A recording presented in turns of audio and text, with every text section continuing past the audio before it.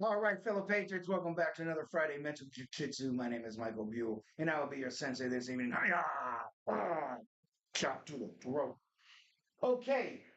Oh, yeah, listen up. So, Adam Stewart, my next video, scroll down, will be the Miracle Product Review and my Army boxing, my second fight, Army boxing. This dude came to the barracks to try to punk me. Get out of here. Adam will be boxing May 10th for Team Phoenix Fury in an organization called Team Combat League. So check that out. Type in your Google machine. It's free. I watched it for free last weekend. So check it out.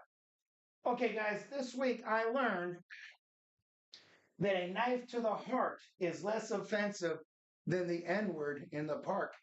That's what I learned this week. But listen, let's not bullshit each other. I understand why black people they got to look at white people. We enslaved them. We forced labored them. We whipped them. We segregated them. We Jim Crowed them. We made them janitors and bus drivers. You know, the bottom of the barrel. So I guess they got a reason to have a chip on their shoulder. I get it. But also, listen, the white fatigue is happening. We are fatigued. We've opened up our arms to the planet. We opened up our colonies and our homelands. Canada, America, New Zealand, Australia opened it up to their world. England, Ireland, France, Germany, Sweden, Norway, France. Did I say France? Italy. They're all under siege. Every one of those countries opened their arms up to the planet, the whole planet. Anybody, whatever your race, whatever your religion, whatever your culture, whatever your ideology is, come on in and come be like us. Come live like us. And you didn't do it. You don't want to do it. And you don't even fucking like us. So, yeah, we're fatigued. So when this girl, Shiloh, started yelling the N word on the park, at the park, I was like, oh no. The first time I saw the video, I was, no, why'd she do that? 2 days later, I see she's blowing up on the internet. They got memes about her. She's almost got $1 million in the bank now. And I was like, what? What is that about? It's about this. Remember, if you go back to January 24th, 2025, my video, Why Elon Why, I explain it. I explain what he's been through, what he's seen, what's happened. I explain this is for real, guys. This is happening. So, okay, even though it's for real, even though it's happening, even though they got a chip on the shoulder, don't blame them for having a chip on the shoulder. It's still a trap. It's still a left wing lunatic trap. It's still the unholy alliance setting us up. The unholy alliance wants us to have a civil war because then they can take this land from us. So you can't fall for it. So here we go. It's a trap. I got it in two sections. I literally just came up with it like an hour ago. This whole thing should have been a poet. Money has been sent for a new mansion's rent. Cadillacs bought. Bond money dropped. Excuses are made while lawyers are paid. The media lies and more white kids die. The whole world hates us, so they've come to replace us. This is true. This is true. You can't tell me it's not true when I've seen it all over the internet. It's not hard to see what's happening to all the big cities and all the countries of Europe. It's not hard to see. You are being replaced. You are being conquered is what really is happening. But it's still a trap. So this is where we got to include the four American tribes. The four American tribes. I don't know if you've seen my video on it, but it's the white man, it's the black man, it's the red Indian, and it's the Chicano Mexican brown dude. The four tribes must stick together while they can and not fall for the unholy alliance master plan, the Civil War. Oh, they want a civil war, all right, so they can claim our American birthright. 400 years we've been here, guys. 400 years we've been doing this together. Never fear, there is a resolution. Yes, finally, a solution. That's what I do. I bring solutions. Ta-da! Culturally, consecrated communities. Consecrated means sacred. And don't tell me our land isn't sacred.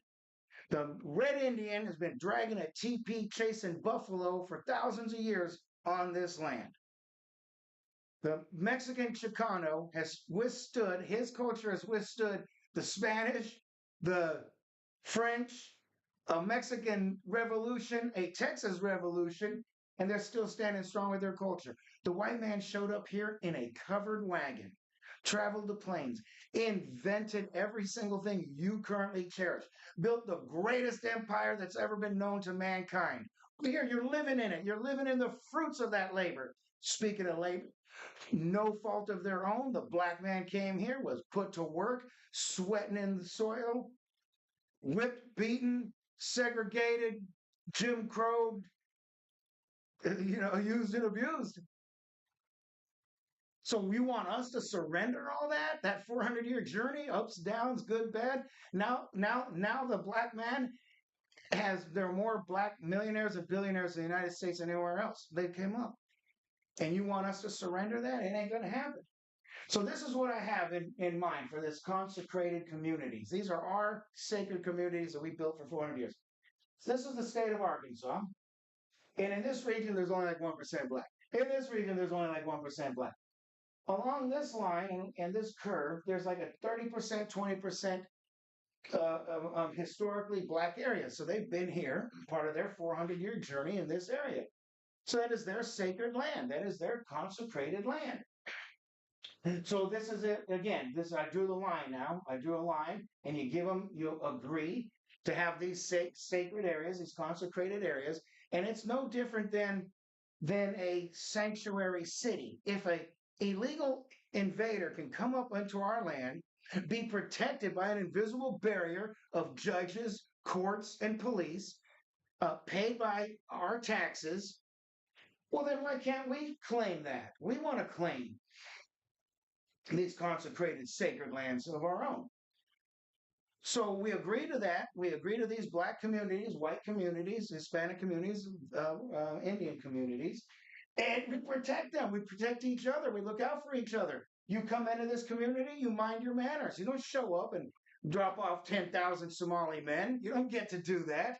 You don't get to have people come into our community, go shopping, and be rude to our employees, cause a ruckus in the store. You don't get to do that. We're going to have enforcers. I'll tell you about the enforcers in a minute.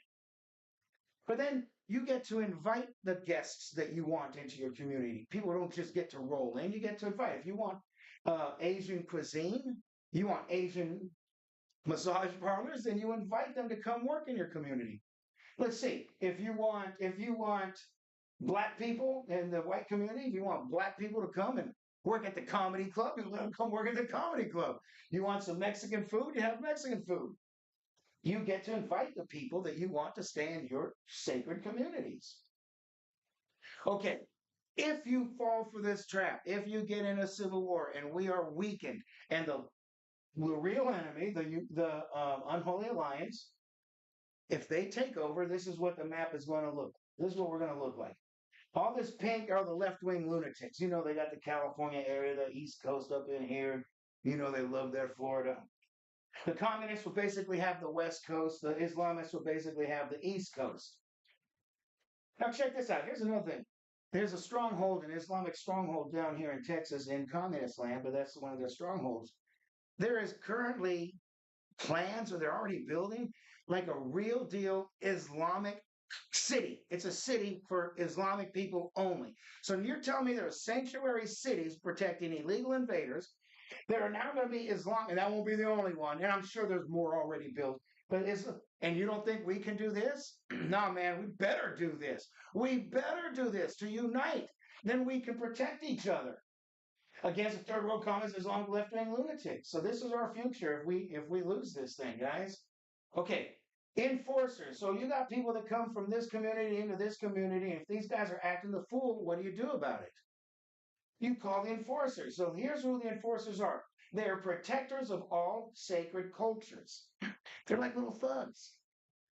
13 to 20-year-olds, you send them to an education program, you send them to a schooling to let them learn about the 4 American tribes' journey, our history, our culture, so they can respect it and understand why cultures should be respected. And then of course you got to train them in MMA. So when somebody comes into your community acting the fool, the young thugs are going to go thump them up. Then they're going to call the community young thugs to come pick them up from whichever community they live in, and they should thump them up too. And then nobody's going to be sticking knives in people's hearts. Nobody's going to be robbing stores blind. Nobody's going to be beating people up on the subways. When you're in these sacred communities, you're going to mind your manners. You're going to get thugged up. All right, so that's what I got for you guys. Either we can figure out a way to work this out, or we're going to lose it all. You're going to lose everything.